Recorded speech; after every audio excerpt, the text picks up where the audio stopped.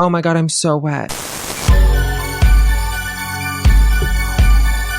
Spooky season greetings and salutations, and welcome to Hacker Slash. If you're joining us again, welcome back.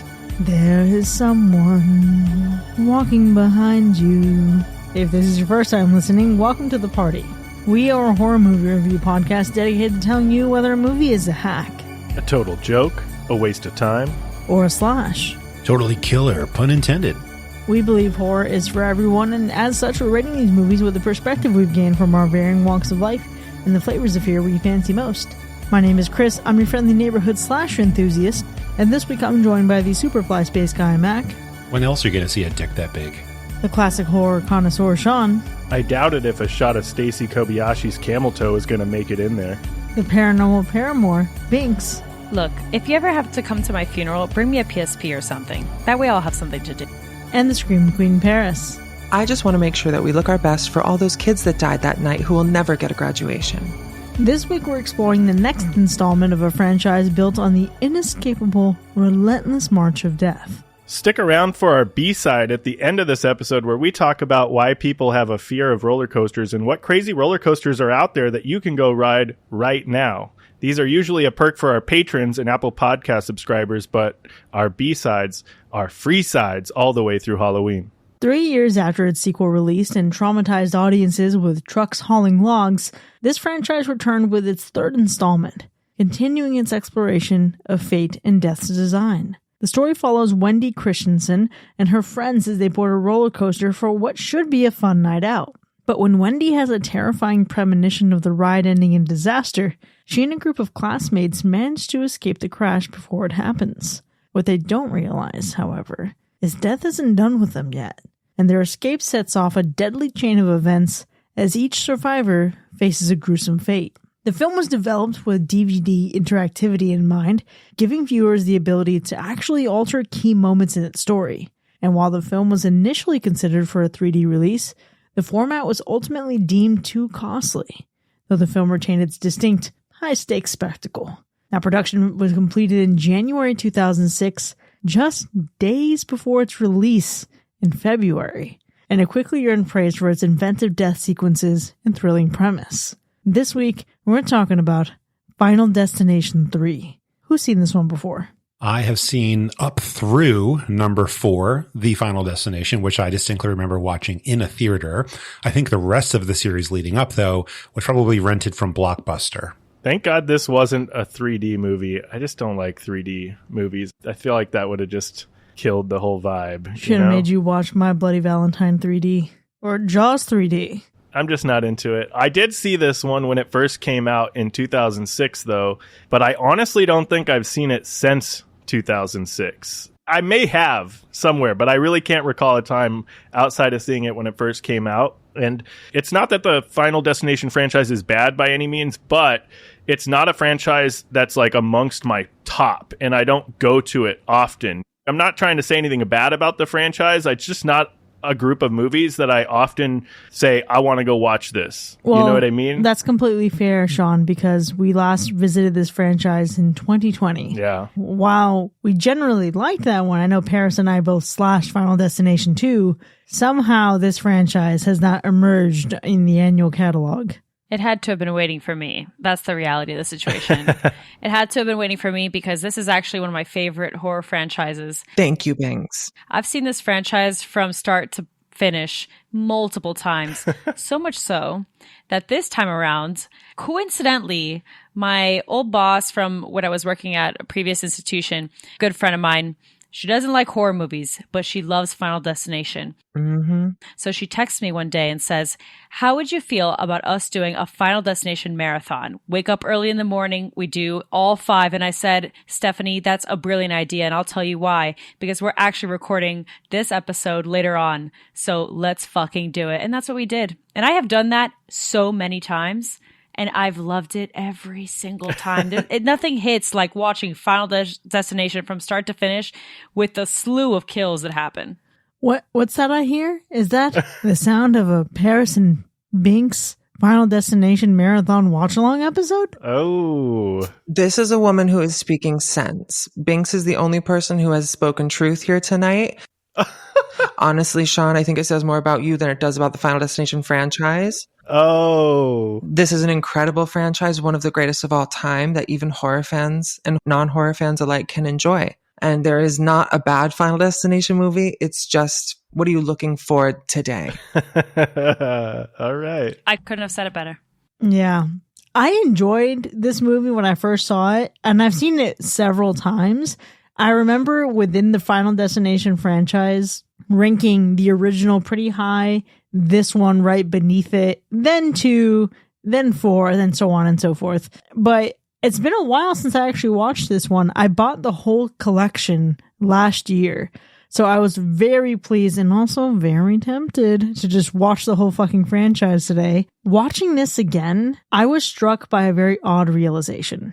Now, I've discussed many times on this podcast what a love-hate, mostly hate relationship I have with the early 2000s. This movie, however, is one of very, very few doses of positive association I have with the early 2000s. They hit you with the hair swoops. They hit you with the Motorola Razor. There's just good shit in every part of this movie. The digital camera culture of it all was very emblematic of that time. This movie's a time capsule. It was really feeling like I was back in high school, but like not the parts of high school that I hated. Not any of that. This was just like, oh, okay, yes, I know this place. Yeah, this takes me back to junior year in college. You know, you just have that 2000s aesthetic. And this is, I think, something I might have been looking forward to, but it just brings you to a moment in time that I can remember distinctly. And you can't tell if you're watching a show from the WB until the kills hit. Everything is just so overly dramatic. That's such a great way to put it. Yeah. Oh my gosh, that's so good. Yeah, I think I was in freshman year of college when this came out, something like that. You have fun while watching this movie. You have fun while watching most, if not all, of the Final Destination movies. These movies are also fun because you're talking about doing like a marathon and watching all 5 back to back to back. If I watched all 5 of these back to back to back, I would literally be walking out of my house in a fucking bubble. Every little thing is going to make me think that it could fucking kill me. So I don't know how good for my health it is to watch all 5 of these back to back, because it's just going to create some everyday fears that I really just need to suppress. If you already live life like that, then watching this entire marathon really does nothing to you because you're already in that state of mind constantly. I was going to say the same thing, Binks. I think our brains are always doing this, so watching it play out in a film is satisfying, whereas Sean isn't always thinking of the worst case scenario at all times, and therefore this scratches a different itch for him. Yeah. Okay, but I do think there is something here, and I'd be curious to see if anyone's done a study or could do a study on this. What was the societal impact and the level or the acknowledgement of anxiety pre and post the Final Destination franchise? Oh, it's gotta be astronomical. It has to be. I bet, yeah. We all see it with the log truck. We get it. But within our generation specifically, how much more intense is our anxiety and our existential crisis? Not because of the housing crash and the economy and all the fucking other terrible things that have happened in our lifetime. Oh! But let's just attribute it to the Final Destination franchise making us more aware. I know people to this day that quote the movie, but not anything to do with the movie. They just see something happening and they'll say, that's some Final Destination shit. Genuinely, I've said it so many times the last True. 2 weeks. Some Final Destination shit. Look at the impact. Doesn't that tell you how incredible this franchise is? Yeah. People have probably never even seen a single film of this franchise, and they will say those things because it It's knows. true. And that tells me great branding. And does that mean that people also have a need to medicate for their anxiety as a result? Potentially.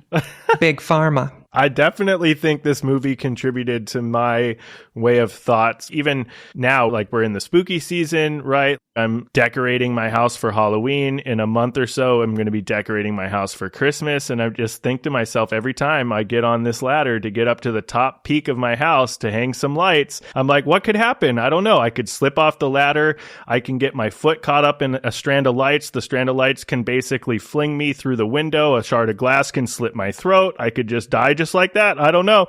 And I don't know if I would have thought about this if I didn't see all the bullshit that played out in these 5 movies. I have to say that's exactly why I just love revisiting this franchise so much, because the reality is that as you're watching it, you feel like all of the things that happen feel so real. They're things that you do in your day-to-day. They're things that you maybe do with your friends, or you would go out and do. And it's the most mundane things as well that could be the circumstance that ends you, and not try to get everybody freaked out already. But that's really what this film feeds off of. That's what makes this franchise so good. It's the smallest of things.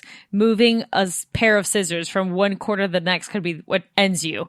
God, this is very anxiety inducing as we talk about it. It plays on a fear that we all have. Yeah, it's super relatable is, I think, the right term for that. I also think there's a level of like mystery or intrigue maybe about the film. Like you really want to figure out the cycle with these characters and find the way out, you know? I think that's a good part of the film too, is like just being with them and trying to figure out how are they going to get out of this shit. Mm-hmm. I have a very different take because I feel like I don't care about the mystery. I don't care about the cycle. It's like a good zombie film where everyone should die by the end of the movie. Okay.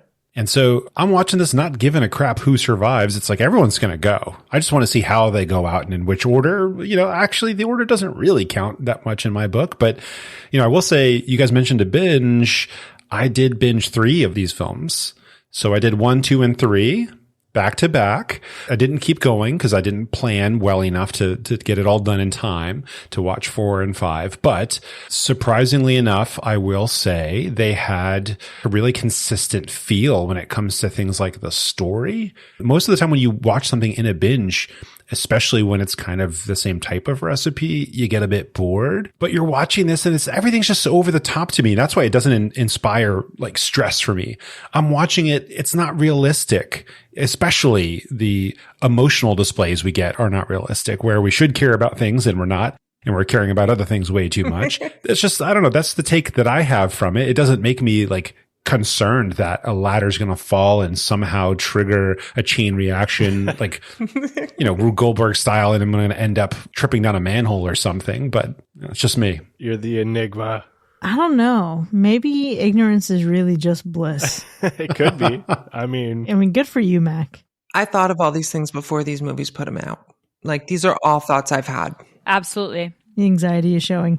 Also, though, Mac, you talked about doing your binge. Can we all just sit and appreciate the fact that we get to watch Final Destination Bloodlines in theaters next year? Allegedly in IMAX. Yeah, 2025. Final Destination 6 is called Final Destination Bloodlines. We'll drop a link in the show notes. Oh my God, I'm so wet. It's going to be one hell of a time. I met the actor that's in that, and I knew this was being filmed, but I didn't know it was called this or that it had a release date. Incredible. Well, we're going to have to get a binge on. Obviously, we've talked a lot about anxiety and feeling that anxiousness and the fear when you're watching this movie. But I want to tell you some other things that I felt aside from the nostalgia. I felt joy. I felt warmth of positive memories. I felt sheer entertainment because this was a great thing to just have on in the background and enjoy every step of the way of. I had a nice little throwback moment looking at Deckard from Halloween Resurrection. You'll know him from Luck of the Irish in the Disney. Yep. In the Disney Channel original film. But something else I felt was a lot of joy and a lot of glee. And I say glee, and I'm honestly surprised I forgot the Glee parallels here because you have McKinley High. I'm just watching Biggs' reaction to this, and it's priceless. Biggs can deal with it. It's fucking priceless. This is the most relevant time to bring this up, Binks, because it's McKinley High. And the guy who's the fucking security guard on the roller coaster played Coach Tanaka in Glee. Are you fucking with me right now? I am so serious. Oh, the pipeline to fucking Glee. It's not even a pipeline. It's just fucking receipts. It's a direct connect. It's a direct road straight to Glee. It is not even 6 degrees of Kevin Bacon. It is a direct connection. They exist within the same universe for sure. That's why they're all so happy, because they avoided this. Literally, this was Coach Tanaka's job before being a football coach. He went to a football coach because he felt so goddamn guilty and had to give back to the kids that he murdered on the roller coaster. I wasn't really surprised by anything in this film. I was surprised to notice that there is a pigeon through line in the Final Destination universe that I hadn't noticed until tonight. Yeah. Did anything disappoint me? I think some of the language that was used could be modified. Yeah, that's definitely one of those scenarios where... But it was also like absolutely what was being said. So right. That's what makes this movie a time capsule. Exactly. It is a time capsule. Exactly. You can tell that this is the early 2000s, all right, which in some cases you love it for the fashion and digital cameras, which are now being very much in trend right now. But then in terms of the language and the large diamond necklaces that certain character wears, that it's like, oh boy, this is rough. How did anyone dress or talk that way? It's quite disturbing. But you mentioned earlier, we've got a DCOM star, Ryan Merriman, who's in, Luck of the Irish, Smart House, name a DCOM and he was probably in it. Mary Elizabeth Winstead, are you kidding me? Main star, incredible. I've come to find that I might be obsessed with her. Thank you very much. And as everyone should be, because she's an icon. There's Chris Limke, I think you say his last name. He's Ginger Snaps, our main boy from Ginger Snaps. We did that episode not too long ago. Personal favorite from my days watching The N was Alex Johnson. I loved Instant Star growing up and So Weird. So love it. And then Tony Todd. Are you kidding? Tony Todd. When he Easter eggs, it's the best. It's the sauce. We love it. I was actually surprised how much this film worked for being essentially a remake of the first film with new characters and new methods of death. Like, I shit you not, this is pretty much very similar to the first one, and I was super surprised that it happened to be okay, and it was still interesting to watch. I also really enjoyed the score and the soundtrack for this film. I felt like that also just really worked for the film, and I was kind of vibing with it as I was watching this movie. I think my only disappointment maybe in the rules aspect of this movie, and that is probably just a me thing, not understanding the rules or exactly what is going on in this cycle of death or deaths or order of things or what have you. And we can get into that later in the spoiler zone, but I just thought there were some questionable events and I just couldn't wrap my head around it. I think I was just surprised by the number of kills in this film. If thinking back to it, I don't remember there being this many in these movies, but they really went hard in this film. They did. They wanted to just pile it up. And for this type of movie, that's what you want. That's what you're looking for. Yeah, but I think what makes it so good in this one is it feels, for some fucking reason, more plausible than the deaths in the previous film for me. The sequel in the last film, obviously, it felt like it was just going bigger. It felt like it was getting more intense. I remember there being a character who I absolutely fucking hated. It involved a frying pan, some fucking spaghetti noodles, slipping in the alley, ladder to the eye. It was just excessive. But in this one, I find that I liked the characters so much more. And I think the deaths, or at least the circumstances surrounding their deaths, almost made it more frightening because it felt like very plausible scenarios. Dramatic, but plausible. I could get that. I watched the whole binge, right? I did 1, 2, and 3. And when I'm watching the 3 of them, this one definitely stuck in my memory way more than the second one did, except for, of course, the logs. The first one didn't really stick in my memory as much as this one did. Number 4, because it's the most recent one I had watched in my life before this binge, definitely has a place up in this brain of mine as well. Chris, I feel like Evan's kill in Final Destination 2 with the spaghetti is actually one of the greatest Final Destination kills of all time. So that was actually crazy of you to say just now. And I think maybe you should apologize. That was a spice of meatball. I just hated Evan. And I was ready for him to be expired. Oh, well, of course. That's why watching him die in such a crazy way was so good. But I do agree. The kills here are a little bit more plausible, if not a little bit more insane in the Rube Goldberg machine department. These kind of are like the most Rube Goldberg-y of all the franchise, I think.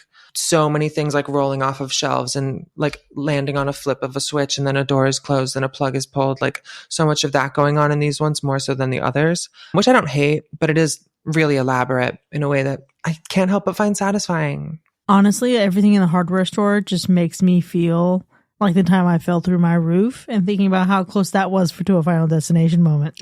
Oh my God. I will say that the kills in this film are the type that made everybody super paranoid all the time.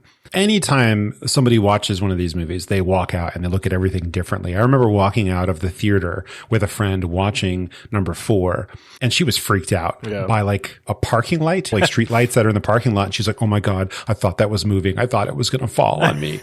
I don't find them scary. They're more ridiculous to me than they are scary, but people find these movies scary. And not the type of scary where you're like, ooh, somebody could be lurking in the shadows, but the type of scary where you're like, everything that I interact with is out to kill me. That's the thing, right? Like, you are only watching these movies for the creative kill scenes, right? I mean, that's the thing. Like, I don't think this movie is looking to scare you in the way that a paranormal or supernatural horror film is, or not even the traditional slasher horror flick either. I think what this film does is find ways to play off of the fears that you might have in everyday life, you know, roller coasters and whatnot. And I can see a lot of people, to your point, Mac, thinking twice about certain things after watching this movie. And I think that's the fear. I totally agree, especially when it comes to like tanning beds. If you've ever been in a tanning bed, you've had this thought. It's so scary. I do agree. Final Destination has like a really unique way of scaring you. But to Mac's point, I do think that these kills are like so ridiculous that Final Destination is also somewhat a comedy. Like, I feel like Death as a character is nothing if not a comedy queen. And that's what kind of what makes it really fun. Absolutely. At the end of the day, especially if you're revisiting this film, you start to look at Death as, you know, oh, she's such a silly girl. You know, she's just out here being silly in her brat summer. Just out here. It's giving very brat. It's giving, you know, she's just a little tired and she just wants to do some fun. You know, she wants to see what she can cook up. Quite literally in some scenarios. Either you're going to be extremely paranoid and never want to leave your house, or you'll have a silly good time laughing and being shocked by the creativity that Death encounters and creates. And it's that creativity that is really something to behold. Because here's the thing. We are 3 movies into this fucking franchise. We know what's coming, and yet they still serve gold. It's interesting because we have the first movie, and it is a group of high school students who deplane after a premonition. In the second movie, there's a mix of people. It's a group of friends. It's a cop. It's adults, random strangers on the highway. And even though this movie returns to the high school of it all, the tight-knit circle of it all, it's the creativity in its kills and its execution.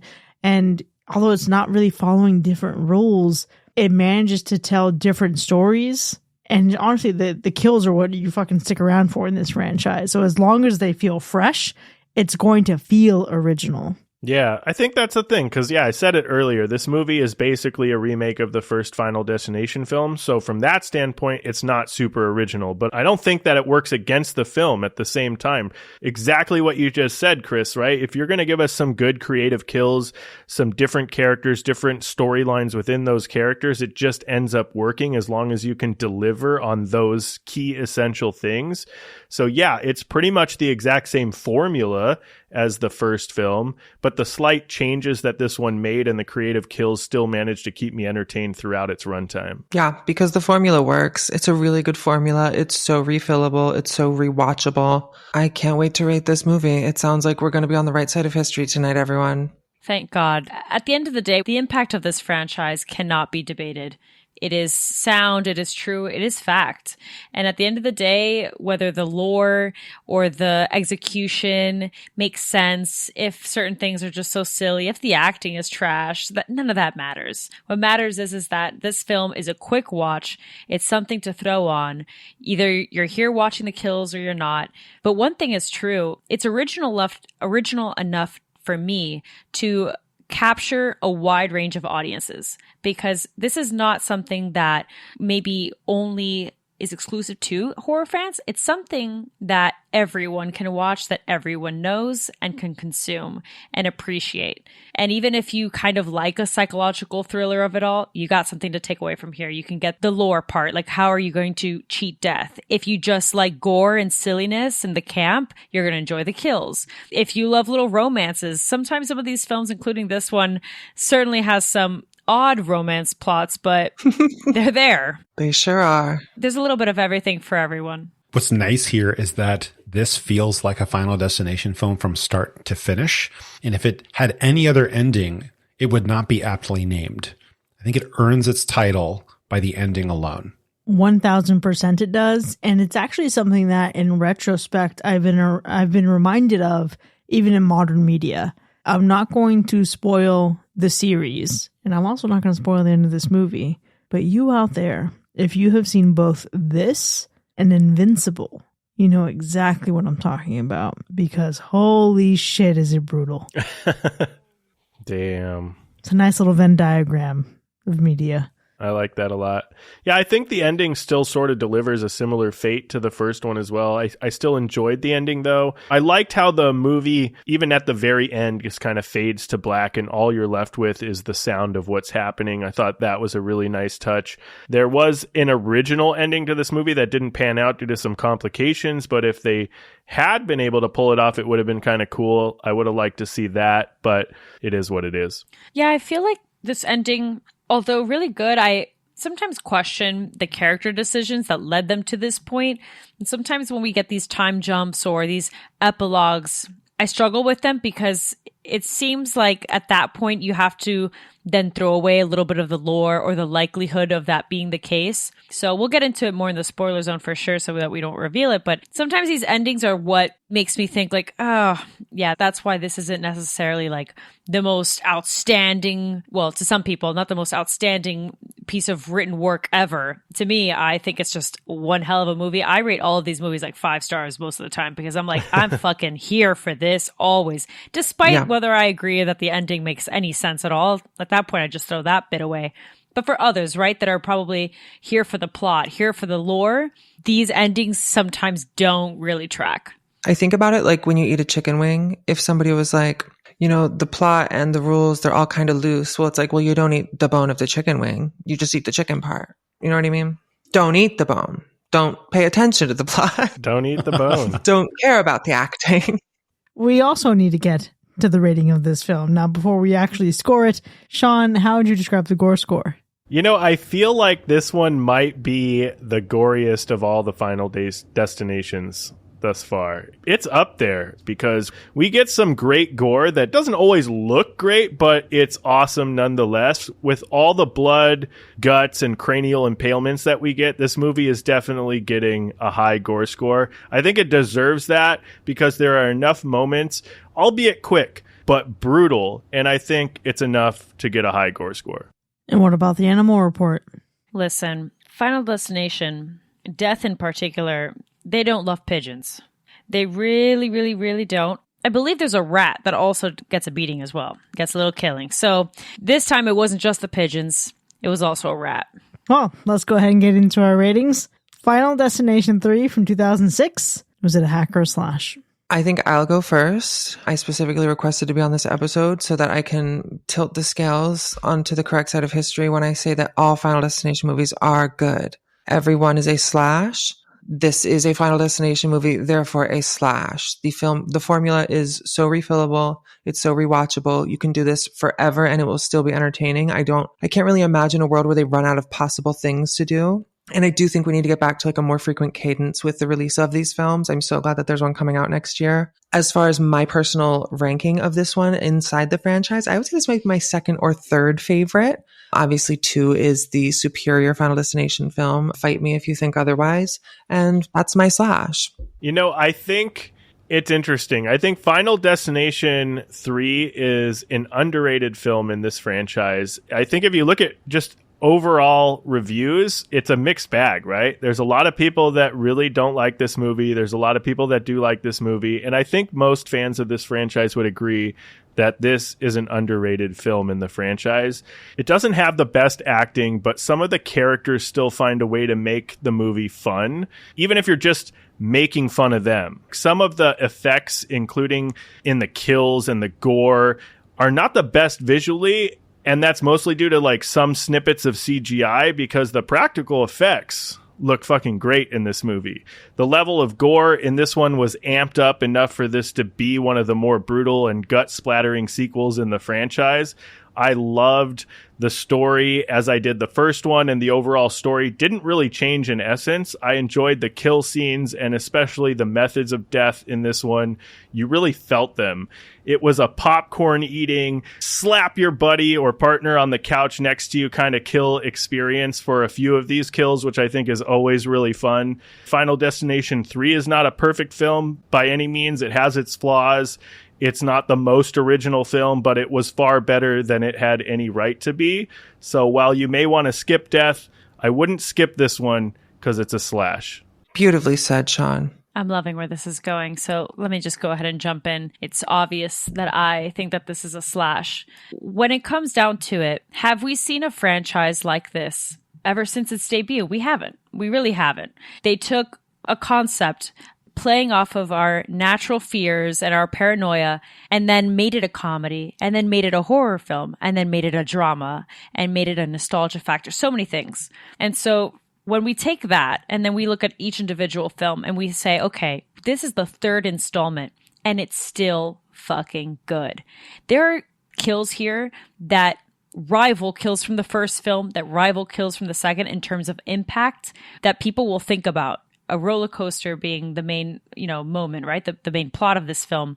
Everyone is afraid of roller coasters. And I love that they took that as the main feature, the main plot, and then give us a trickle of so many other things that we second guess. Is it cheesy? Of course it is. This is not an art house film. This is not a think piece.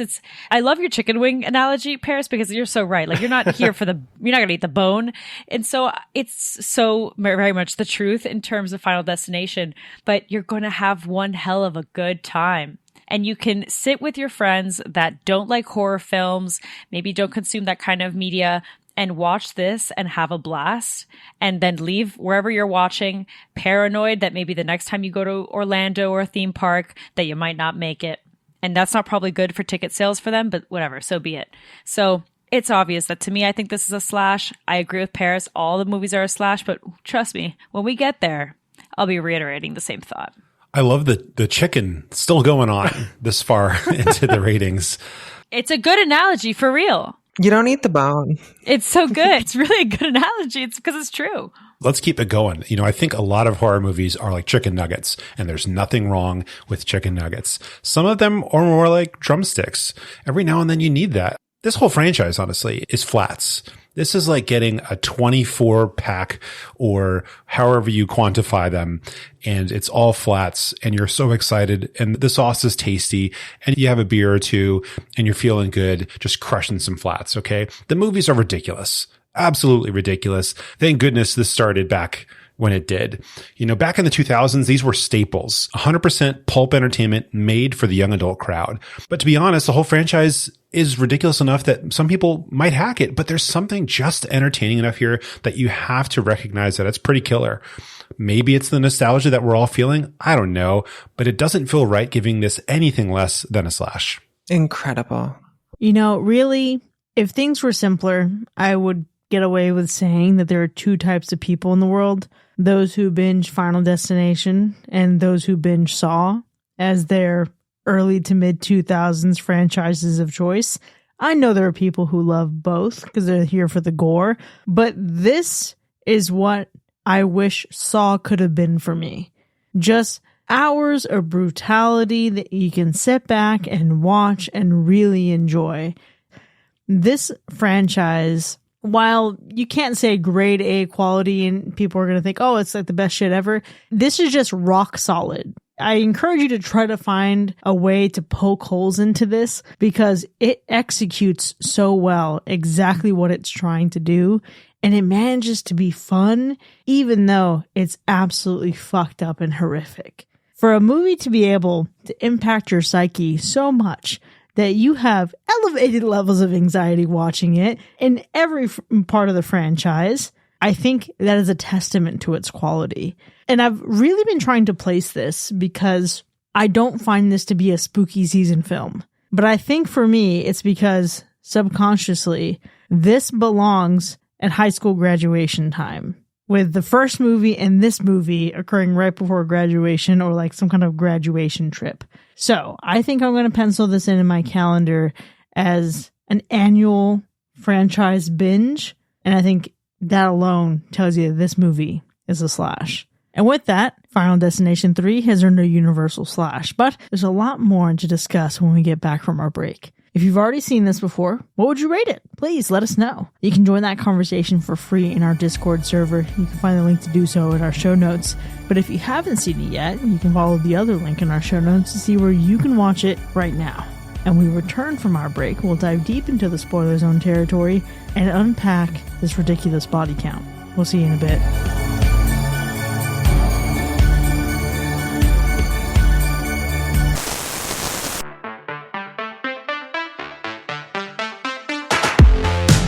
Introducing Final Tan, the only tanning bed company that guarantees a thrilling experience. At Final Tan, we don't just give you that sun-kissed glow. We give you a one-of-a-kind experience with our own lighting technology.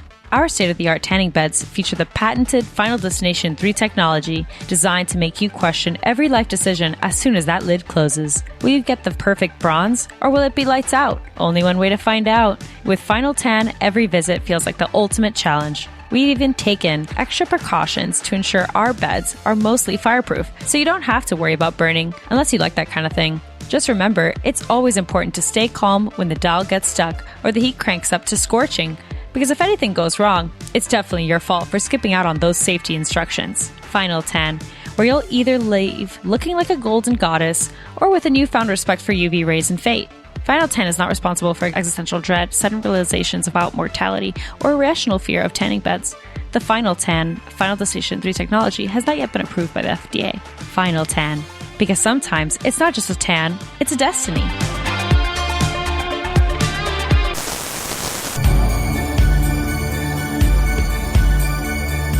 Welcome back, folks. You're now entering the spoiler zone for Final Destination 3, which has earned a universal slash.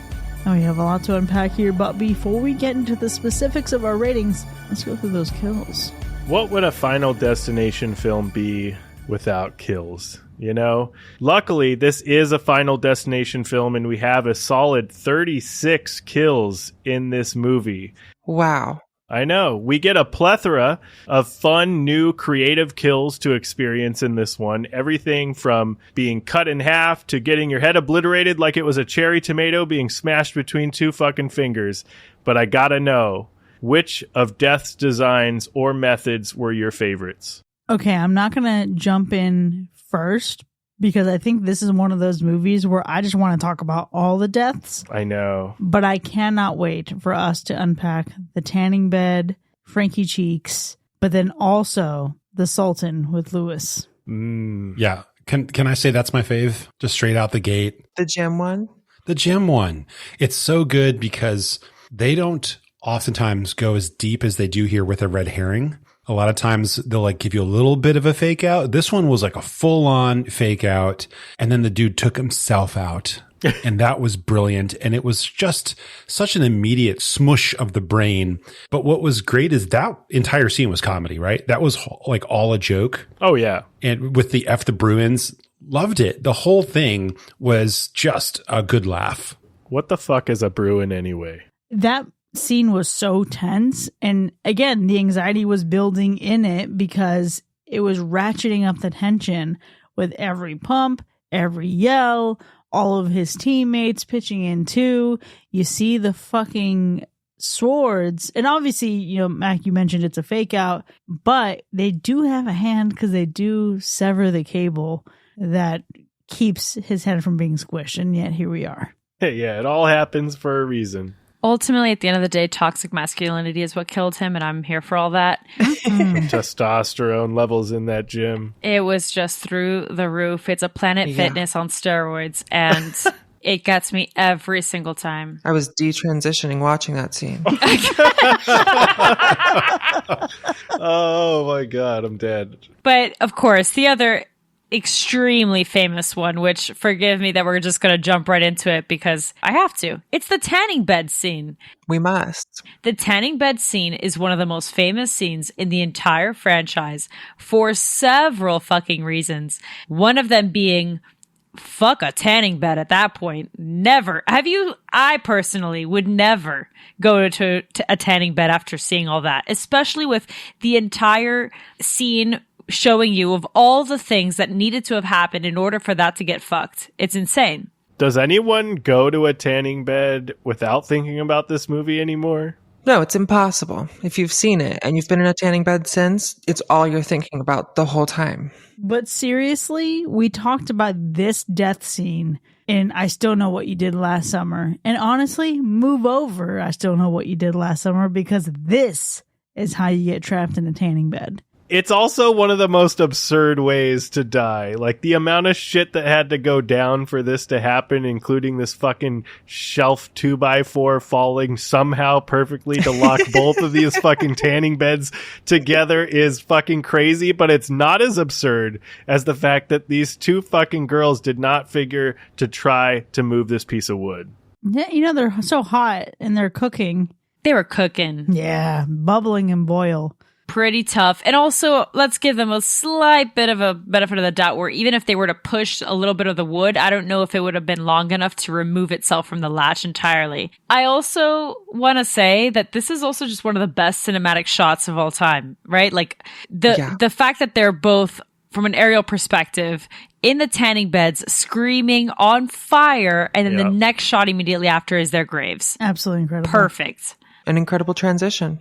Absolutely love it. But I also then love the following death, which is your fucking boy, Frankie Cheeks, who you don't realize is Frankie Cheeks that entire scene, because you assume that Wendy is next. This was like literally one of the most brutal kills in the movie. It really was. Man, to think about how helpless you must feel. And really, Death was putting in overtime to pin their car in, to get them fucking pinned on both sides with two assholes who are not trying to fucking move their cars.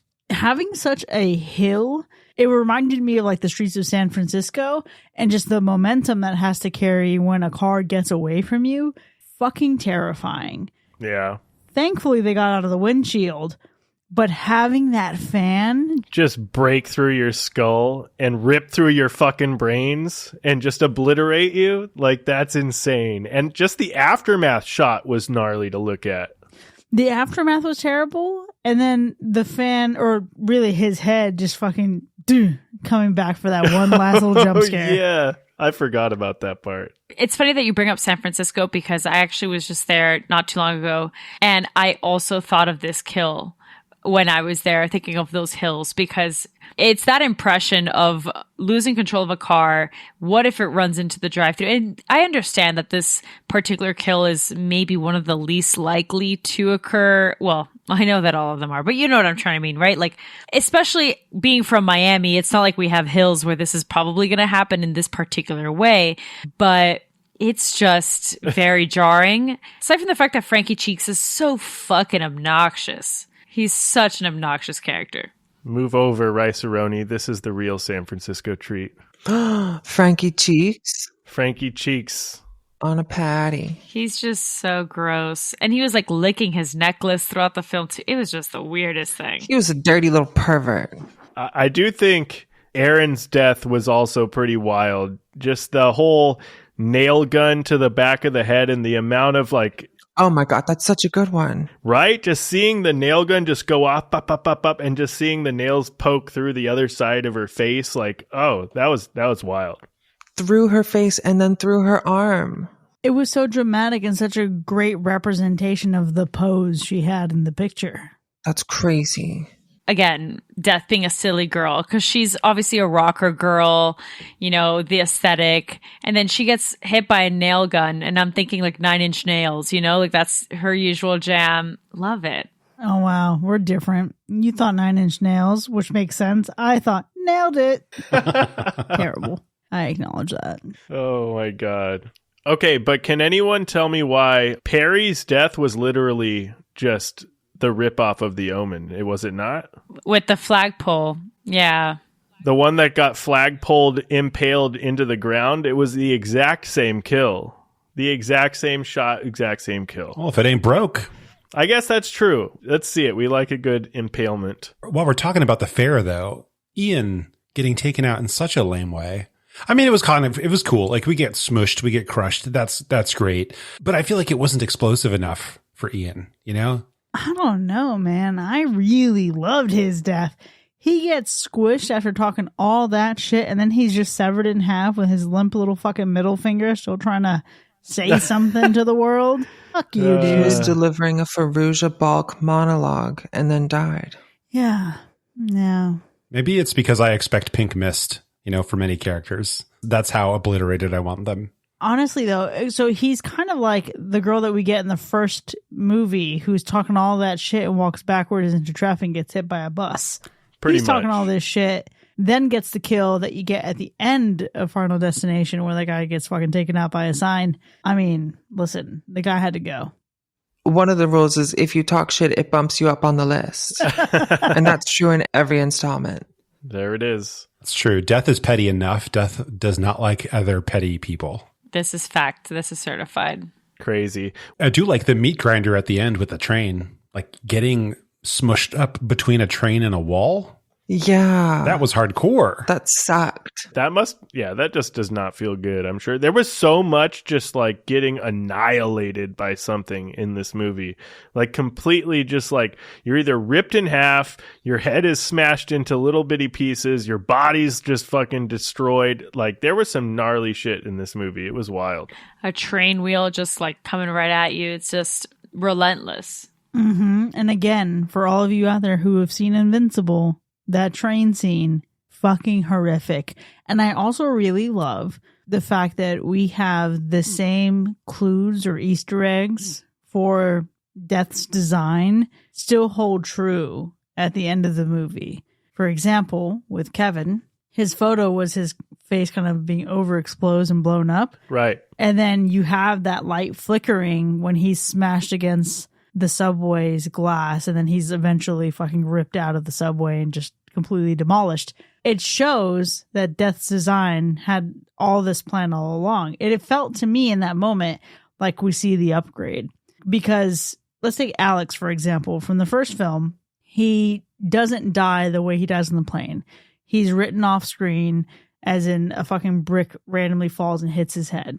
But this one felt like, okay, now that I've been through 2 movies of these motherfuckers trying to get out of what they owe me, now I'm just going to make the long play. I'm going to make a long con with a lot of dominoes that will fall. And these pictures, they may think it's one thing, but it's going to be actually here all the way at the fucking end of the movie. Yeah, it was genius.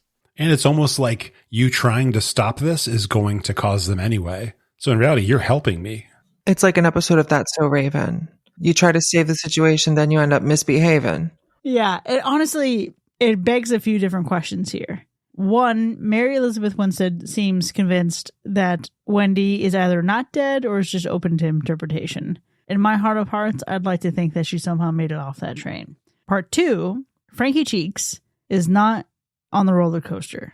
His video camera does not fall. His video camera does not wrap around the rails or the tracks and cannot thereby assist in the derailing of the tracks on the roller coaster. What the fuck is up with that?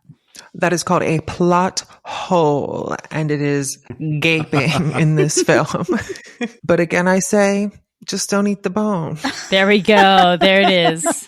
Yeah, don't eat the bone. Or, it really just comes down to the fact that it doesn't matter what you take out of this, death finds its way. So at the end of the day, it'll just course correct. I do also feel like a lot of Death's work is improv. She feels like an improv girl. Definitely. She's talented. She's resourceful. I think so. I think my favorite part of this movie, though, aside from the kills and the practical effects that went into some of these shots, because I always feel like I pick the practical effects when they're prevalent in movies. But aside from that, I really just loved the ambiance of this movie. And I know a lot goes into developing the ambiance of a film, right? But from the way James Wong shot this movie to the score, this movie had a cool sense of dread to it that I really just vibed with while watching.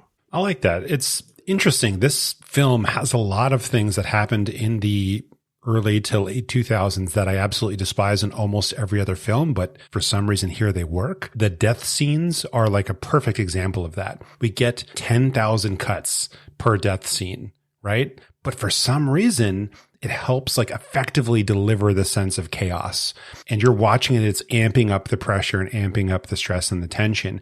Any other film, you're like, goodness, get it done in one take, in one shot, just make it nice and smooth. But here, the fact that we're getting a shot of something up close and then we cut to a shot of something else from far away, whatever, it's just so rapid. It just makes your heart beat a little bit faster, which is effective. Even the fact that we flash forward here and not necessarily flash back, it works. It just works smoothly. Honestly, I think the cinematography in this movie got an upgrade all around. And Binks, you mentioned it even in the death of the girls in the tanning bed.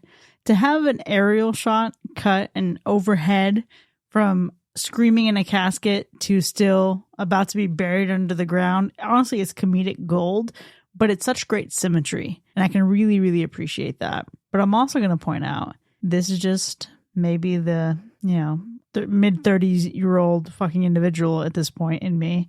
The digital camera photos and how fucking terrible they look, but how great they look at the same time.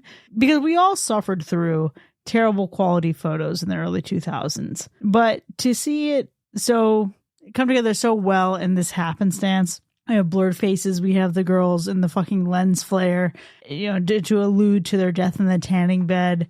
I really loved this as the harbinger of doom. Good old 1 megapixel photo. Yeah. I mean, also, though, could you imagine if she had taken those photos on a Motorola Razr? I remember my MySpace profile picture for the longest time was taken on a Motorola Razr, and it overexposed the shit out of me, and it looked really fucking cool. But this is why I was saying earlier that I love that this film is a good example of nostalgia and a time capsule, because digital cameras are super in right now. Everyone is using a digital camera when they go out to the club or whatever with their friends. They're using a digital camera just as much as they're using film cameras, and so to me, I watch this film and I see that they're using a digital camera to tell the future, and I'm like, that would be no different than right now, present day in 2024. I love what you're both saying about the usage of the digital cameras as a medium here.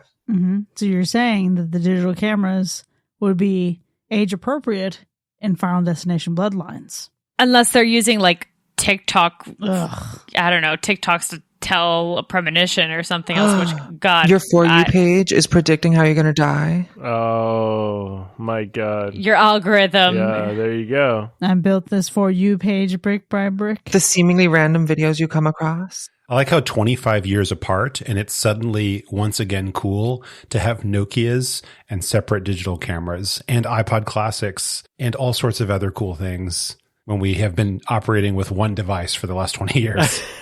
I have to point out that one thing I really love is when a movie has like a song as like a character in the movie. They do this in You're Next. There's like a specific song that plays repeatedly and it like becomes its own bit. And they did the same thing with the song that's like, there's someone walking behind you. That is such a scary song. And that real song has completely been ruined by this movie. Like you'll never hear that song and not be so spooked out once you've seen this. And I love that. Yeah, give me Lana Del Rey singing that fucking song. Ooh. Nightmare fuel. No, but it is true in terms of even the songs, which again, it goes back to this film is all of the genres down to even a little bit of the spookiness with that little tune, which ultimately at the end of the day, I gotta be real, I don't have a favorite scene because I love it all. But if I were to maybe pick one, it's going to be cheating, and it's going to be all of the moments where it integrates that song, or any moment where we get to build up the tension. It's not the kills themselves. It's the little moments and the fake outs, because that's where we live in the day-to-day, right? That's the paranoia.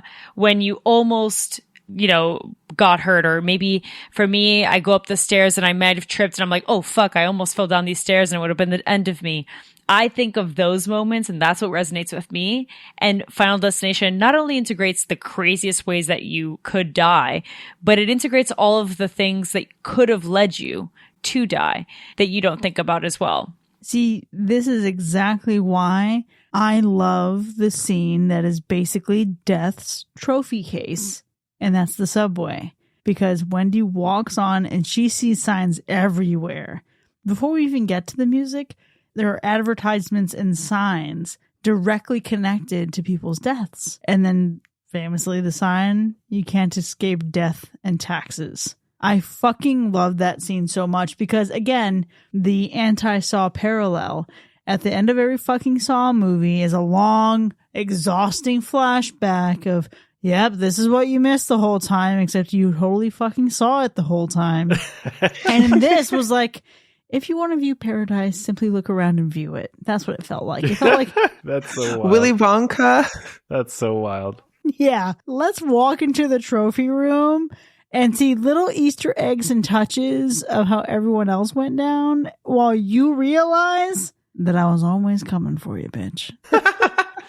Oh my God. It's so good. That part definitely had a lot of little visuals and Easter eggs, but this movie really just had a ton of just references to Flight 180, and it was just everywhere sprinkled throughout the film, which I thought was really fun. My favorite scene in this movie definitely is just the entire opening sequence of scenes, like the strange vibes Wendy is getting at the amusement park, the foreshadowing of her death or demise. It's all leading up to the roller coaster accident. And you know it's coming because you've seen like the first one, right? It's all going to be end up coming back as like a premonition or like a little vision that she might have had, but you just love to see it. The cast members, I think, for this scene on this roller coaster had to ride it like 26 fucking times on the same night in order to shoot the film's main premonition scene. So just imagine what these people went through on this ride to make this happen. But it was so good. Just the visuals, the vibe, the music, the way they shot it. It was just fantastic. It was harrowing, but also, can we just have a little side note? Bold of them to use 9/11. Very bold indeed, for sure. I saw that and I was like, oh. You had me with the Abe Lincoln, but you did not have me with the 9/11. Also, shadows get cast on buildings all the time, folks. Come on. You're really reaching here. Absurd to throw in Abraham Lincoln, bold to throw in the towers. Yeah. It's too soon. Never forget. Wow, really soon, like 5 years soon. I think back then the conspiracy theories were just kicking off. Yeah. We'd only had 5 years of them. Well, Death's plan seems like the most practical, so. I want to talk about my favorite scene because, like you said, Binks, there's a lot to choose from here. It's hard to actually pick something. So I gravitated towards the moments of comedy. And I think when the Ashleys speak, it's comedy almost every single time. Gold. Absolute gold. But when they were talking about like the things that they're doing that are just good, you know, like, oh, we're doing this because of the kids or for the for the kids who died or couldn't be here. Each one of those moments was absolutely iconic. And it's kind of a bummer that we can't get more of the Ashleys after this. Just the girls you want to hate, but for some reason they entertain you. Yeah, it's so true. It was pure gold, the two of them, for sure. Best scene of the film by far, from beginning to end. Just incredible, delightful.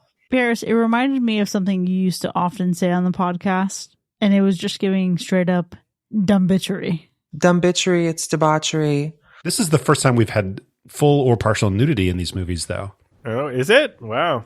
I don't know that it was necessary, but I think it fits for the characters. I know the director felt like it needed to add some kind of realism in the tanning bed situation of it all. You know what I mean? But it also just, I mean, it was, I would hate to say tasteful, but it was motivated. Yeah.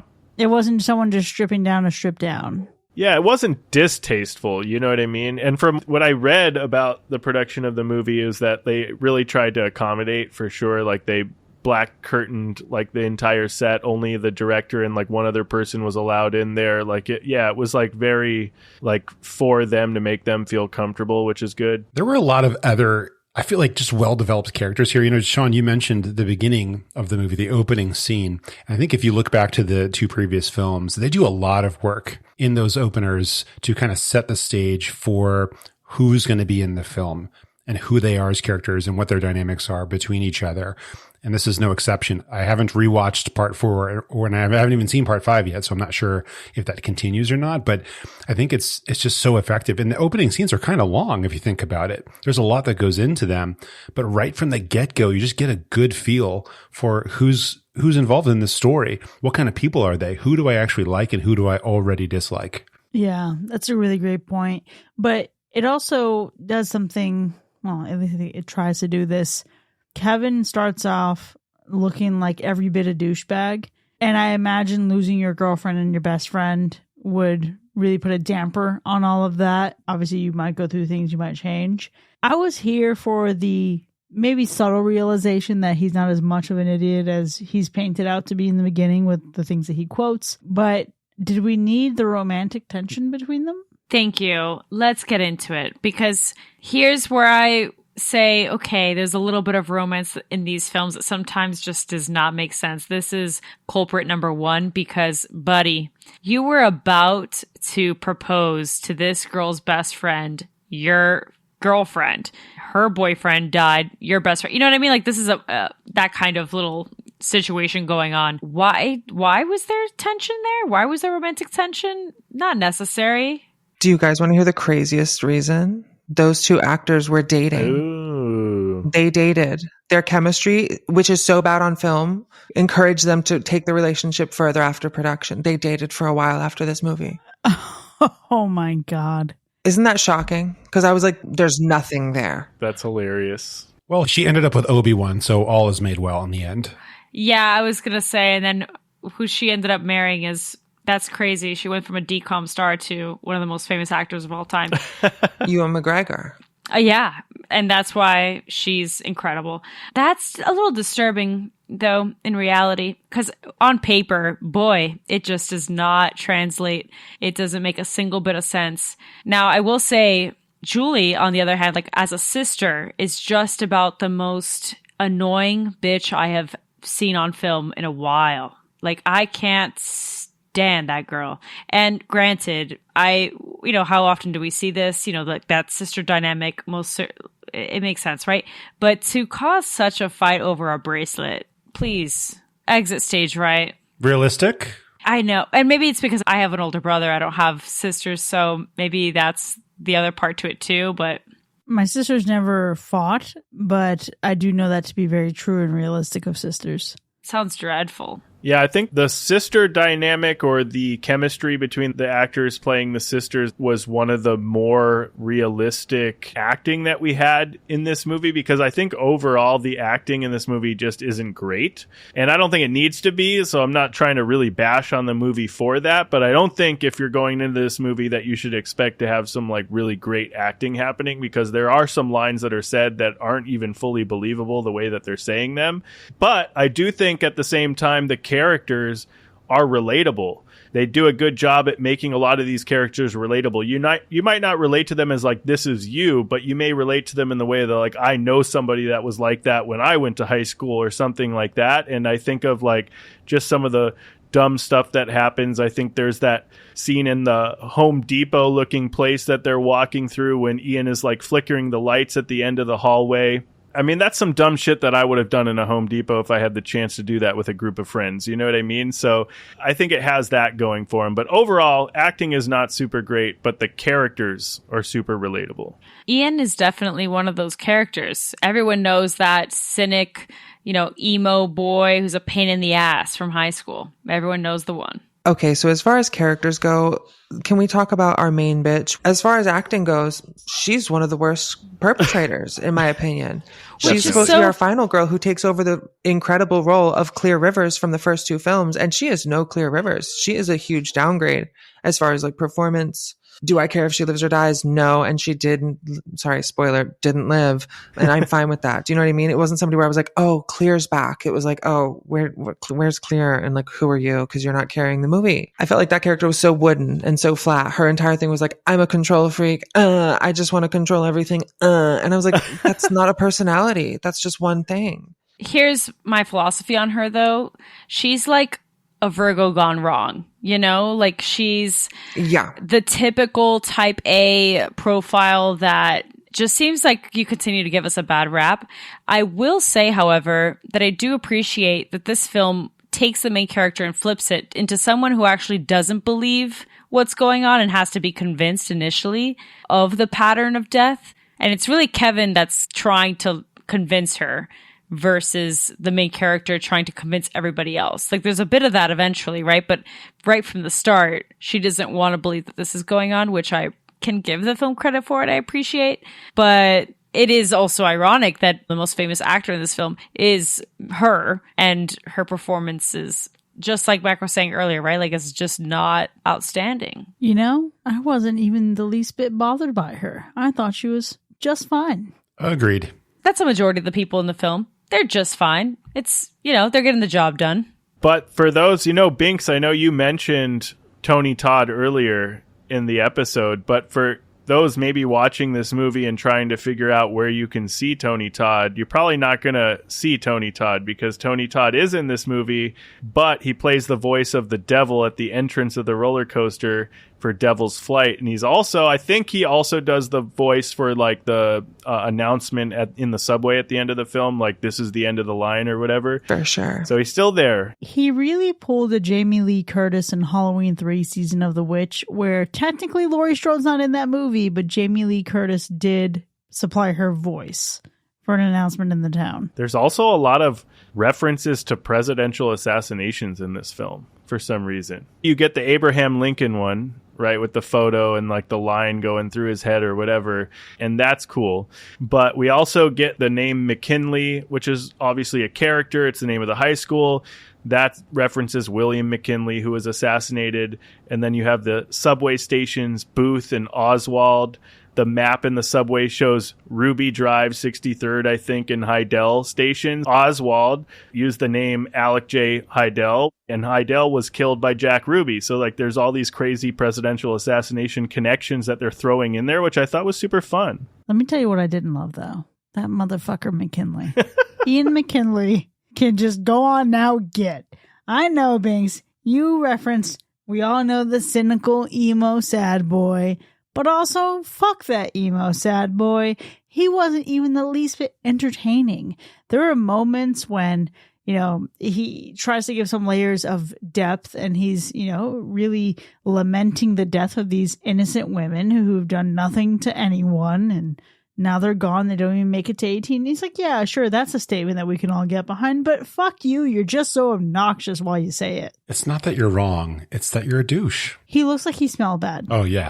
100%. The smell of cigarettes and sweat. And it was his incompetence that caused her death. Behind every woman is a man plotting to kill her subconsciously, accidentally through his own incompetence. Oh my God. I feel like the rules in this movie left me confused. And I feel like they almost break their own rules in this one. I don't know. Maybe I just wasn't able to follow along the right way. And this could be totally just a me thing, by the way. But it's the whole McKinley situation that did it for me. Because, was it that because they escaped the fireworks thing that Death had put into motion that allowed Wendy to be skipped? I don't know. But then McKinley was supposed to kill Wendy as part of Death's mischievous plan, which was terrific, by the way. I'll give it up for that. I love that.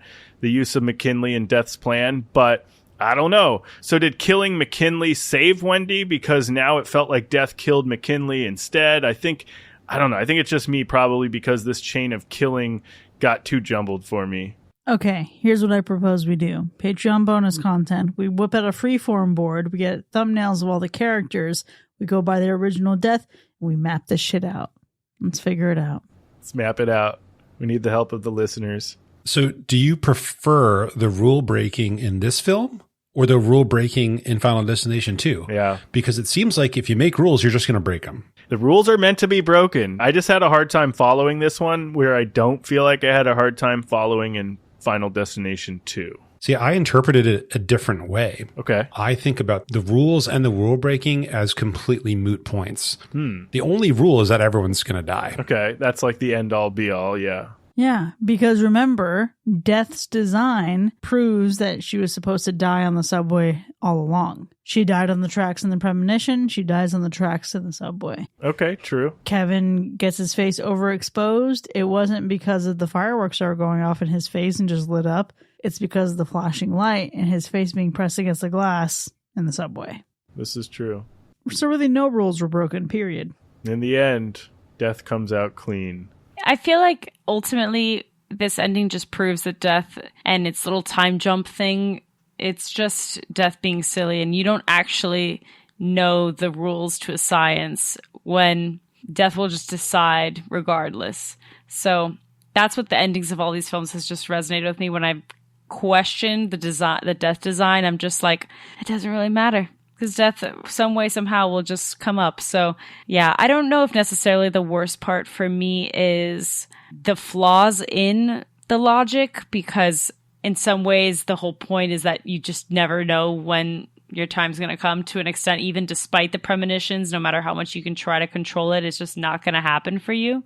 The worst part might very well just be Frankie Cheeks. Maybe. If it's not Ian, it's definitely Frankie Cheeks. Oh, yeah. You know what? The fucking 1-2 combo there. It's Ian with a side of Cheeks for the fucking worst part of this film. Yeah. I don't know. I don't think the logic was actually the worst part for me. I think the worst part for me really is just that we had to see McKinley kill a fucking pigeon with a nail gun. I think that was like literally the worst part. I didn't want to see it, didn't need to see it, didn't need to be in the movie. It made no sense to happen that way, and I didn't want to see it. Did that pigeon really die? I mean, I'm sure no real pigeons died in the making of this movie. Okay. Hopefully not. But still, I didn't want to see it. Well, it's because he's an asshole. It's like how you find out, like, oh, he's an asshole. Yeah. He's like Sid from Toy Story. He like uses a magnifying glass to burn ants. Yes. Yeah, he's that kind of kid. Damn. He's a sicko. I also wish they were able to pull off their original ending, because I know that they wanted to do this whole ending where they still have like the train at the end, but they were able to bring Kimberly and Officer Burke from Final Destination 2 on the train at the end, and they were going to like die to really tie the whole thing into Final Destination 2, but they were only able to get one of the two actors on board due to scheduling complications. So they figured, like, if we can't go all in, we're just not going to do it. So they squashed the whole thing, which kind of sucks. Boo. Coming up next in Final Destination Bloodlines. That's such a shame. And also a daring move, because what they're trying to say by doing that is that even with the whole plot of 2 being that if you just kill new life, right? Or whatever, you just kind of like an eye for an eye type thing, whatever they were trying to do there. Deliver this baby and maybe we'll see. And then I'll decide. Like bring life into, Yeah, that whole bit. For sure. No, it would have added an interesting dynamic to the film for sure, but it didn't happen. It is what it is. We'll see what we get in Bloodlines. Best part of this movie, though, because none of us are going to get the chance to say it, Japan named this movie Final Dead Coaster. That's great. Great, right? Best part for me. Final Dead Coaster. I'd watch it. It doesn't really roll off the tongue, though. No, but that's what makes it so great, you know? I'm sure it sounds excellent in Japanese. I'm going to go watch Final Dead Coaster. I remember when these movies were new and in theater or freshly available on DVD, and I would always joke at the time, how can they call it Final Destination 2, 3, 4, 5? Like, how can they all be the Final Destination? There's got to be only one Final Destination if it's truly final. But and yet we keep finding new ones. Well, It's remarkable. we're all on our own path, meeting our ends. We're always going somewhere until we're going nowhere. This was their final destination. yeah. I will say, however, that I am glad we didn't get any bricks to the head to try to wrap up loose ends from the previous film. That's a good thing, because that seemed like a really silly thing to write off, in a sequel. Brick fell and took him out. What? There's a lot of things you could probably crap on about this movie, right? Like the acting we've already talked about. You could give that a hard time. The fact that we harm pigeons here is unnecessary. You got it right, Sean. Completely unnecessary. I'm going to go ahead and throw it back out there that there was no need for nudity in this film. I don't know that it would have affected ratings or anything like that. In terms of PG-13 or R, who cares? It just kind of takes you out. And the reason I can say that is I just watched 2 of the films leading up to it. And it did kind of seem like a different tone when we got to that scene for me. I feel like those girls have those boobs and they would be out. Mm-hmm. That I got more into it. I was like, yes. Well, listen, I can tell you one thing. It's not going to be the main reason I rewatch this movie, but it's certainly not going to stop me from it. Because this movie has such a high rewatchability factor. And it's really been a minute since I've watched the entire franchise. Obviously, I bought the collection within the last year or so, but I can't wait to go back and really appreciate all the sequencing of deaths. There's, a later movie in this franchise that really goes out with a bang and ties things up very nicely. And I can't wait to see what comes next when we review them. Yeah, I never thought I'd rewatch this, let alone binge 3 of them back to back, but it's got me wishing I had started earlier so I could have made it to the scene in part 4. So, anything's possible in terms of a rewatch. Yeah, I think this film, amongst others in the franchise, are rewatchable for sure. I also realize that I sit here and say this while not having watched a single Final Destination in years. But they do have rewatch value. They can be fun. They are something you can put on and just have a good time with. So I definitely think this one is rewatchable. It's worth a watch if you haven't seen it. I think it's probably far more fun than you remember it being if you haven't seen it in a long time. That's what I got out of it. I definitely would revisit this in a franchise binge. I think this is such a valid sentiment to be sharing here, that it is never too late to come back into the Final Destination franchise. There is something here for everybody. It is very rewatchable, and it's honestly fun for the whole family. Like, make a chowder, watch Final Destination. It's like a little rainy out, and just like live your best life. I'm going to watch this movie again and again. You said when it's raining out, and that was the exact setting in which we watched this marathon. It was raining outside. We got ourselves a little, we went to an ale house, so we got that ordered in, had some fries, some chicken tendies, a whole bit. And treat yourself to a good time, and grab your friends that don't even watch horror films, and invite them over and just experience this, because I know that I certainly will. This is a franchise that I will watch constantly. And when I do, I usually watch all 5 as much as I can. So I would definitely recommend. All senior citizens should watch Final Destination. Well, obviously we have plans to keep this franchise going, but for now, there you have it, folks. Final Destination 3 from 2006 has earned a universal slash. And we've certainly had a robust discussion, but it doesn't end here by any means. Yeah, if you want to find out how you can go further than this episode, consider supporting the show by subscribing through Apple Podcasts or visiting patreon.com/hackerslash, where you can enjoy even more of the show, including bonus content with early access, extended episodes with our B-sides for the spooky season, movie nominations, and live shows. Love how we got you paranoid about roller coasters, tanning beds, and even eating chicken wings? Leave us a 5-star review wherever you get your podcasts. This helps us continue to deliver great content for all you horror fiends out there. We'll see you next time, folks, and remember, willful ignorance is surrendering control. Fuck you, Ben Franklin.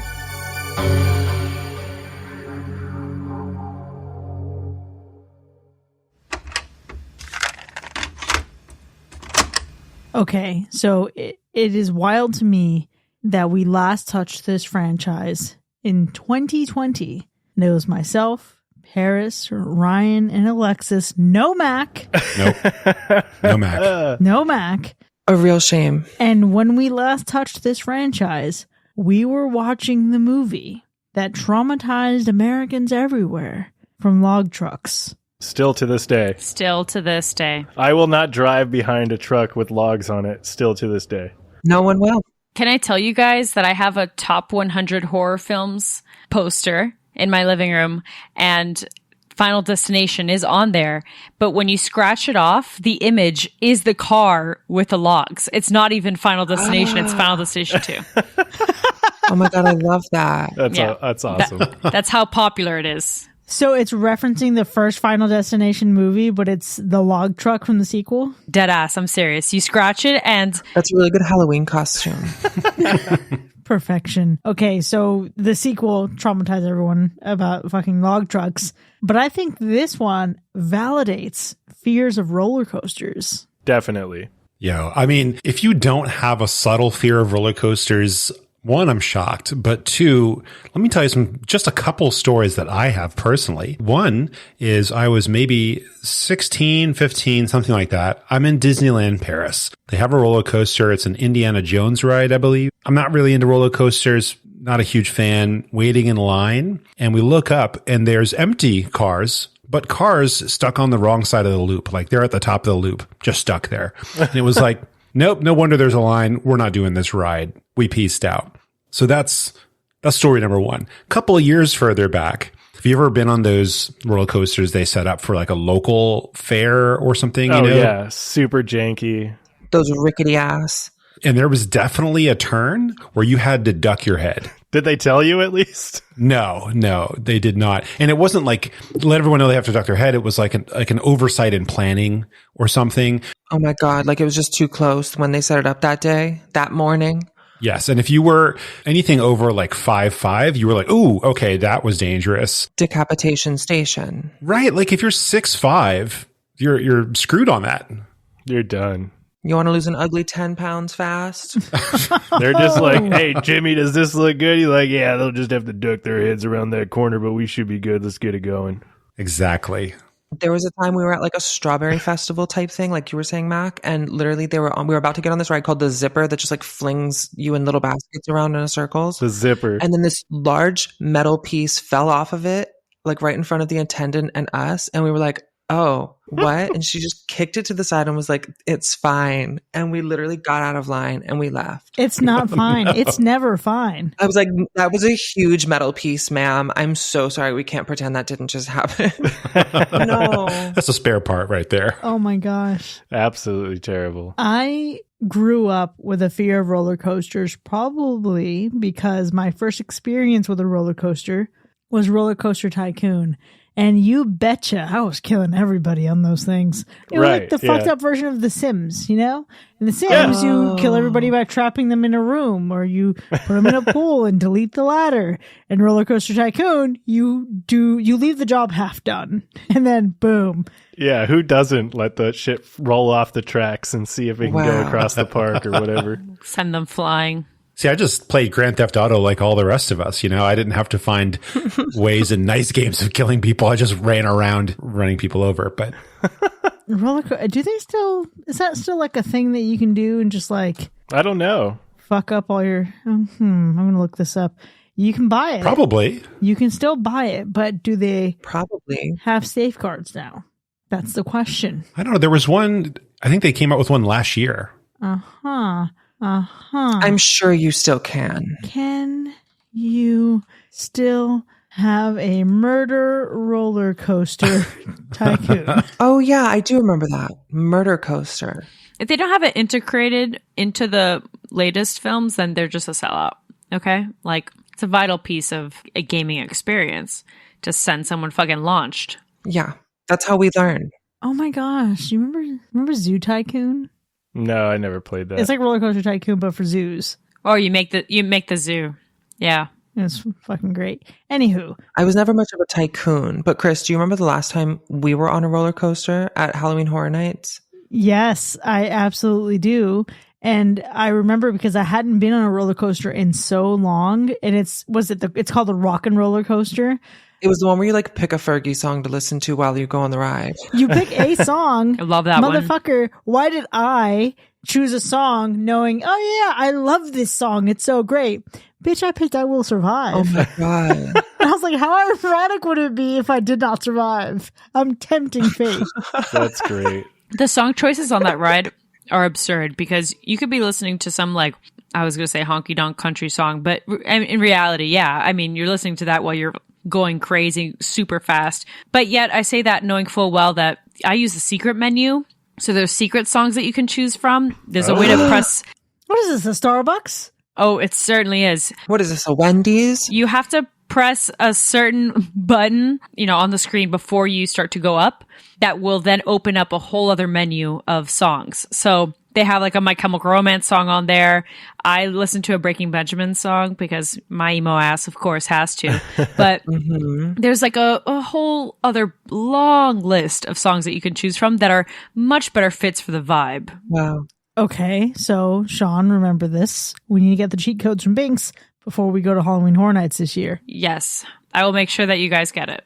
And so we can play the secret songs. For sure. Yeah, roller coasters are wild. I don't know what the tallest roller coaster y'all have been on, and I know it's King de Ka. I know that's the tallest, but what's the tallest you've been on? King de Ka, front row. Oh, you've been on it? Oh, wow. 456 feet or some shit? To the face, yeah. No way. Is that the tallest one? Yeah? Let me look this up. I think it's in New Jersey, or like Virginia, actually. Yeah, New Jersey. It's at Six Flags. Yeah, and it's New Jersey. Holy mother. How did that feel? Like, what was that experience like? I was like probably 22, so it was just something to do. And now, like literally when we went on that roller coaster in like 2019, Chris, I was so scared for my life. I was like, oh, actually roller coasters are terrifying and I don't enjoy them the way I used to. Is that just getting old? Yeah, it was scary. I don't know how I'm going to feel if I do it again this year. Yeah, it's actually crazy that you're thinking of doing that. Because I don't think I went on a roller coaster last year because we went through so many haunts and we didn't have Express Pass. Yeah. So there was no time.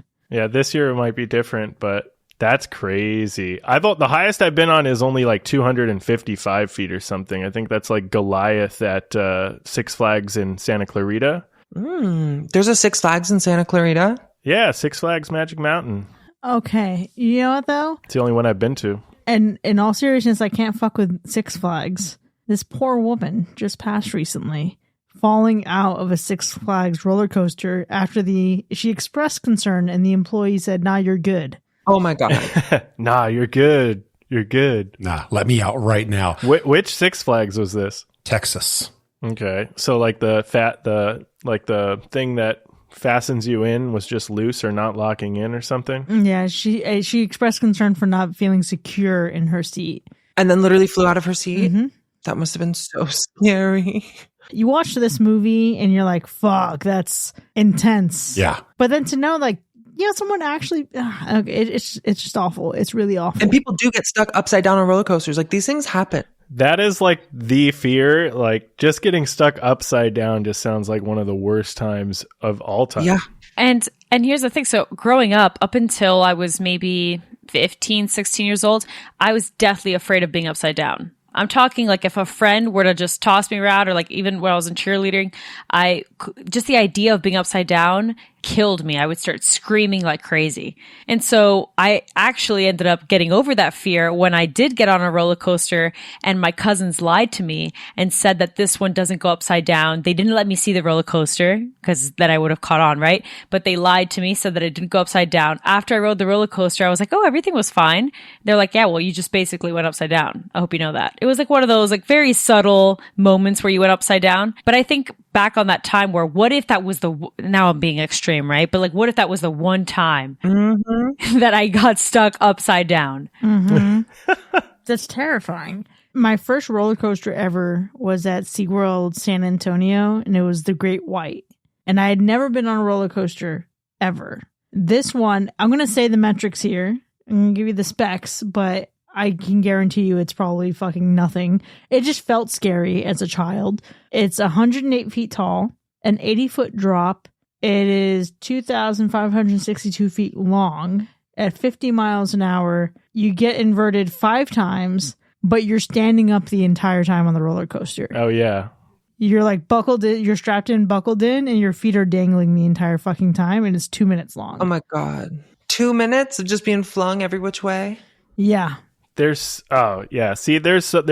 those regular roller coasters. There's like the old rickety ones that don't feel safe. There's the ones that just like crick, crick, crick, crick all the way up like hundreds of feet slowly until you just start dropping. That fucks with you. Oh my God, yeah. But then there's the ones that you like stand up or your legs dangle or you're off to the sides off the track flipping around in 360s and shit and like going through like dragon's fire and all kinds of dumb shit. Like that is when we're like taking it to this level that we're asking for it at that point. Literally. And I think one of the first roller coasters I ever rode was one of those stand-up ones. I think it was like Riddler's Revenge or some bullshit like that. And it's like one of those where you stand up, but when you get off the ride, and I learned this the hard way, when you get off the ride, if you don't get off quick enough, the little thing that goes in between your legs goes up, and it just like nut-shotted me as hard as it fucking could. It was one of the worst experiences ever. Fuck the ride. That thing just sucked. That thing sucked. It stuck with me forever. Gosh, Sean, you mentioned Goliath, though, and I think that's the tallest coaster I've been on. It was Six Flags over Georgia. The one you were at is taller. So the one that you went on is 235 feet tall, but it goes below the dirt. So you actually have a 255-foot drop. Right. Going Oh my God. 85 miles an hour. The one that I was on in Georgia is 200 feet in the sky, so you can do a 175-foot drop. Right. And that was enough for me to know, no thank you. But the one you went on was even bigger. And Paris, I have no idea about the one that you went on. But Well, I used to not be that attached to being alive, so. apparently. But doubling that height is insane. Yeah, no, absolutely not. And it was one of those ones that you go from 0 to 60. Oh, hell no.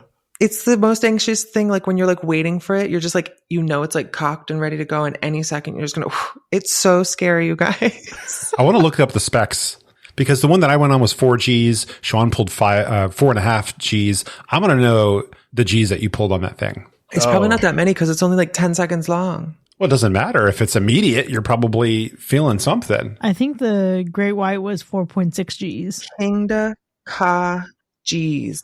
Yeah, the G-force or whatever. It says 5 Gs. Yeah. You can definitely black out on those little swirly turtles. The birds are 5G. You know what? I'm probably a really shitty friend, but I had a friend named Billy back in high school, and we went to Six Flags all together with a bunch of friends, and he had like a fear of heights and was not into roller coasters. And I was like, no worries, we're going to start off slow. And I got in the line for Goliath. And I did that on purpose because I wanted him to have a good time for the rest of the day, but I didn't want him to freak out. But once we got on the ride and we started going up the 255 or whatever feet it is up in the air as slow as possible to go to that drop, he was like crying.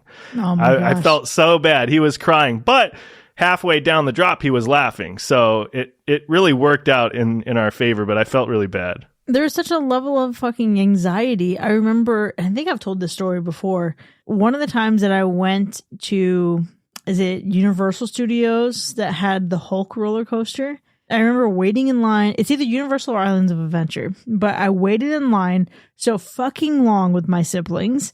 And then as soon as we were at the very front of the line, the roller coaster shut down.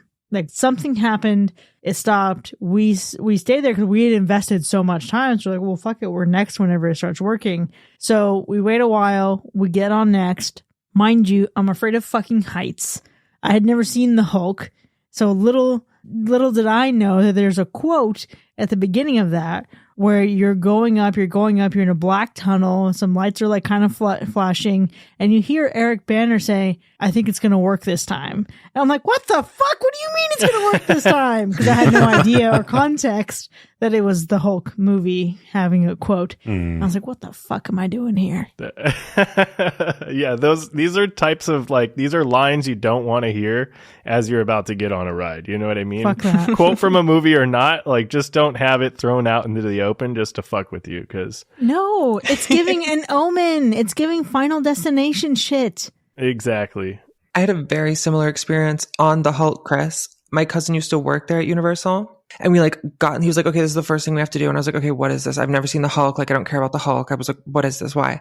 And then we get in it, and he didn't tell me that it's one of the ones that goes from 0 to 60 because it looks like you're going to go slowly up, but then it's just I think it says that, and then it flings you. And I was not prepared, and I had not breathed, so I couldn't inhale for the first 60 seconds of it.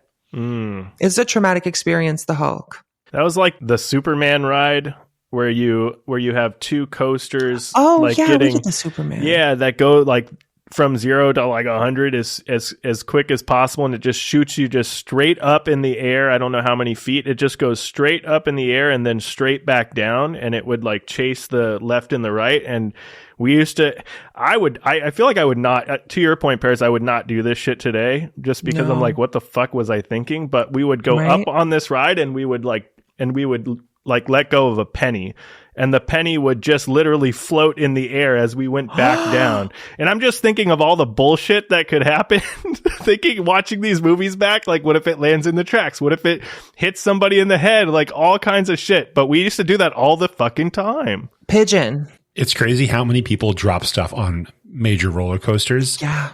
It happens constantly. How do you do that after seeing this movie? Right. I don't think, to be fair, I don't think a lot of people saw this movie.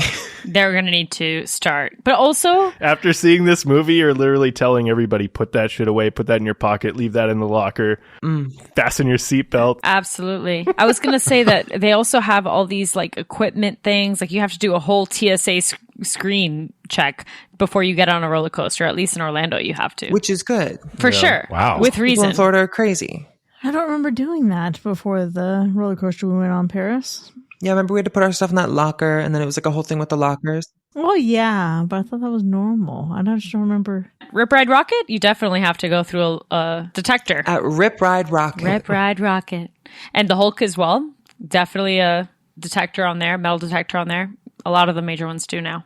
Maybe it's just been so long that I haven't really fucked around with caring to remember. Yeah. We'll see what happens this year. Okay, wait, didn't a lot of the cast of Glee die in freak accidents? Okay, Harris. this is the terrible thing. I'm getting scared. I have Oh chills. my God. Yes, Corey Monteith tragically died of a drug overdose, and Naya Rivera, incredibly tragic, drowned in the lake. And they learned later that she had used what little bit of strength she had left to push her son back up on the boat and save his life. Oh, wow. Yeah, to save his life. Oh my God. And I cried about that for months. I might cry about it more tonight. Yeah.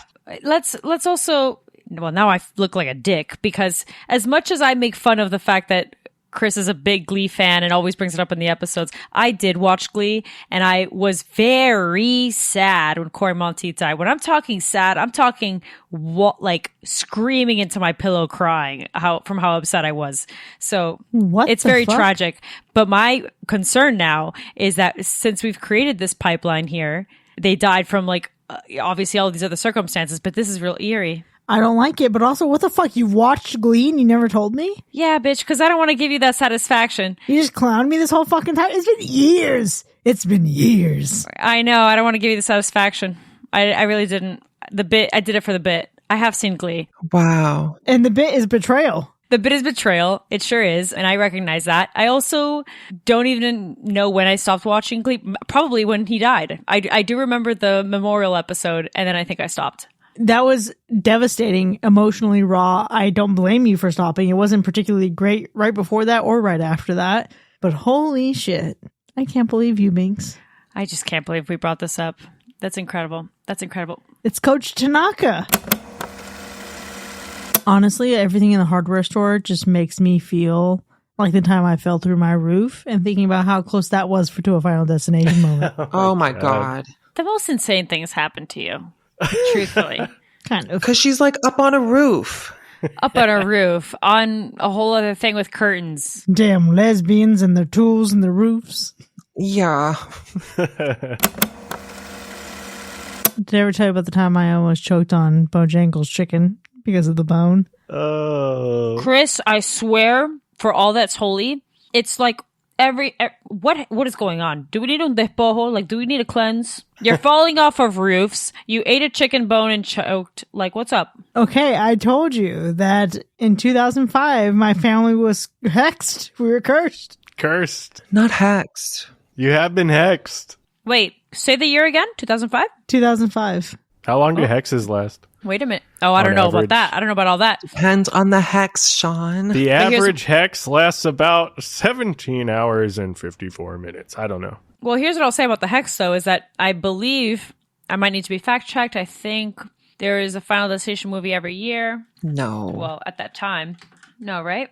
The point is that this one came out in 2006. Yeah. And you got hexed in 2005, and you've experienced a bit of Final Destination-related things. You really have. You're the most Final Destination prone person that I know. Yeah, I'm as close as you can get to death without dying.